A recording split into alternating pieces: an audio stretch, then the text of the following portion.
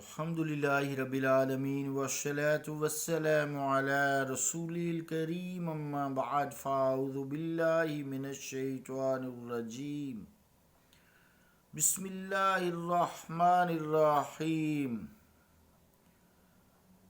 اعلموا انما الحیاة الدنیا لعب ولعب وزینۃ وتفاخر بینکم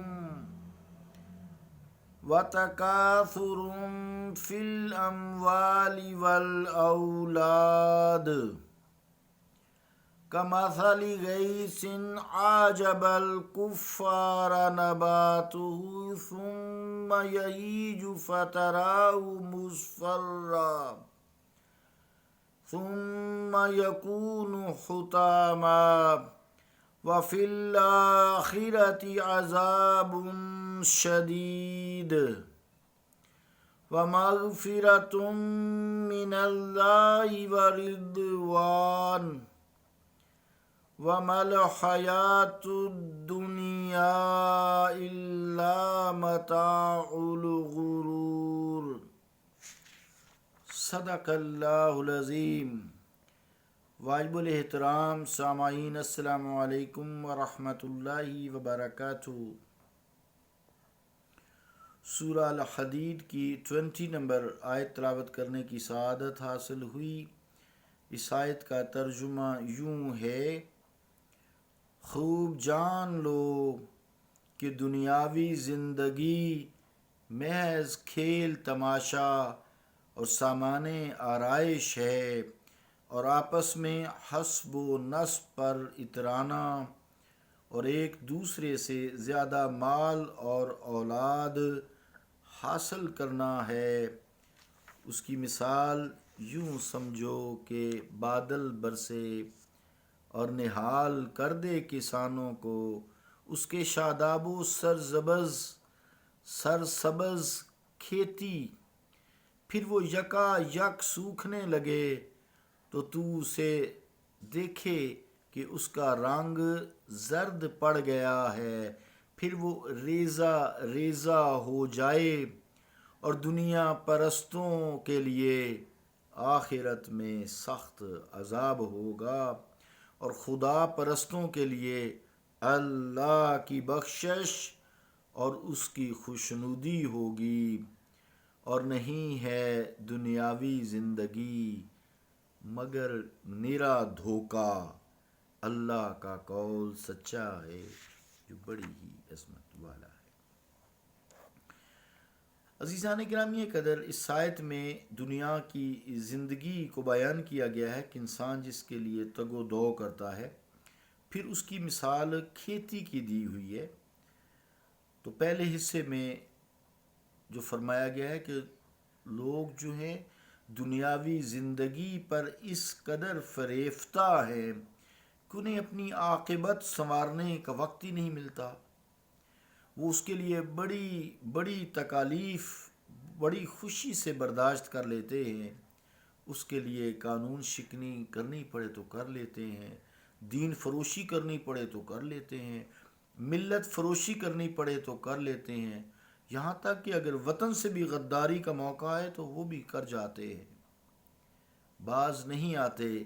اس آیت میں اسی کم ظرفی کو اجاگر کیا گیا ہے اور ان کی کم عقلی کو اچھالا گیا ہے، اور انہیں تنبیہ کی گئی ہے کہ یہ طریقہ کار تمہارا درست نہیں ہے۔ دنیاوی زندگی کے دامن میں جو رنگین کھلونے ہیں وہ عارضی ہیں، فنا ہونے والے ہیں، وقتی ہیں۔ ذالک متاع الحیات الدنیا، یہ تو تھوڑا سا دنیا کا فائدہ اٹھانے کے لیے ہیں۔ واللہ عندہ حسن المآب، اور اللہ کی بارگاہ میں بہترین ٹھکانہ ہے۔ عزیزان گرامی قدر، یہ کریم دانشمندی نہیں ہے کہ وہ اس طرح دنیا کے پیچھے دوڑیں، اپنے طرز عمل پر نظر ثانی کریں۔ اس کی دعوت دی گئی ہے۔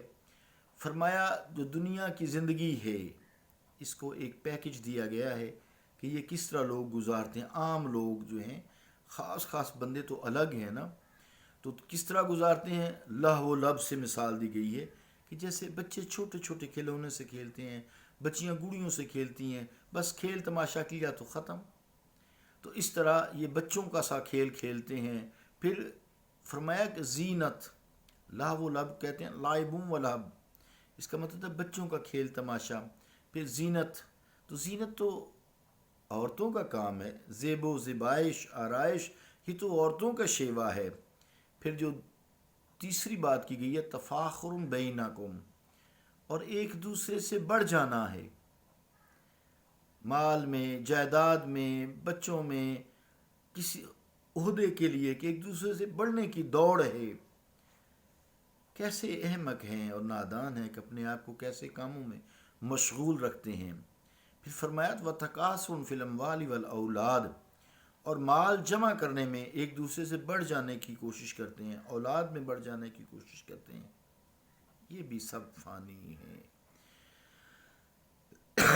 اے بندہ مومن، تیری زندگی بڑی قیمتی ہے، اسے بچوں کی طرح لہو و لعب میں برباد مت کر.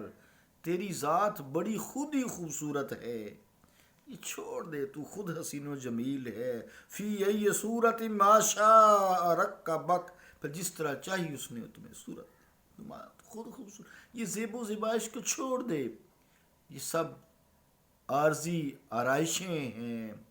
حاجت مشاطہ نیست، حاجت مشاطہ نیست روئے دل آرام. حاجت مشاطہ نیست روئے دل آرام را. گلستان سعدی صفحہ 14. مراد یہ کہ تجھے یہ مشاطہ کہتے ہیں یہ میک اپ کرنا، تجھے میک اپ کرنے کی کیا ضرورت ہے؟ تجھے میک اپ کرنے کی ضرورت ہے؟ نیست یا نیست، تجھے میک اپ کرنے کی کیا ضرورت ہے؟ روئے دل اور آرام را، تیرا تو دل بڑا خود خوبصورت ہے، تو تو خوبصورت دل والا پیدا کیا گیا ہے، تو تو خوبصورت چہرے والا پیدا کیا گیا ہے. تجھے اپنے آباء و اجداد پر، اپنے حسب و نسب پر فخر کرنا زیب نہیں دیتا، تو تو خود خوبصورت ہے. تجھے ہر وقت اپنے اعمال حسنہ میں اضافہ کی طرف توجہ دینی چاہیے تاکہ تیرے حسن عمل سے تیری ذات ہی نہیں، تیرے ارد گرد تیرے عزیز و اقارب یہ ملک بھی جگمگا جائے. تیری بستی ہی نہیں بلکہ تیرا سارا ملک اور بنی نو انسانیت کے لیے تو ایک فیض والا ستارہ بن جائے. تجھ سے لوگ نور حاصل کریں، تجھ سے لوگ روشنی حاصل کریں.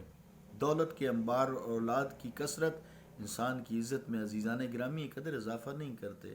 اللہ تعالیٰ کی جناب میں وہی کامیاب و کامران و معزز و مکرم ہوتا ہے جس کا ظاہر اور باطن صاف ہوتا ہے، پاکیزہ ہوتا ہے، وہ نور سے جگمگا رہا ہوتا ہے، جس کی جلوتیں اور خلوتیں ایک ہی ہوتی ہیں. جو وہ باہر ہوتا ہے وہی گھر میں ہوتا ہے، اس کے قول و فعل میں تضاد نہیں ہوتا، اس کا قول و فعل ایک ہوتا ہے. یہ سب جتنی چیزیں بیان کی گئی ہیں سب فانی ہے. انسان 4 دن کی چاندنی، پھر وہی اندھیری رات.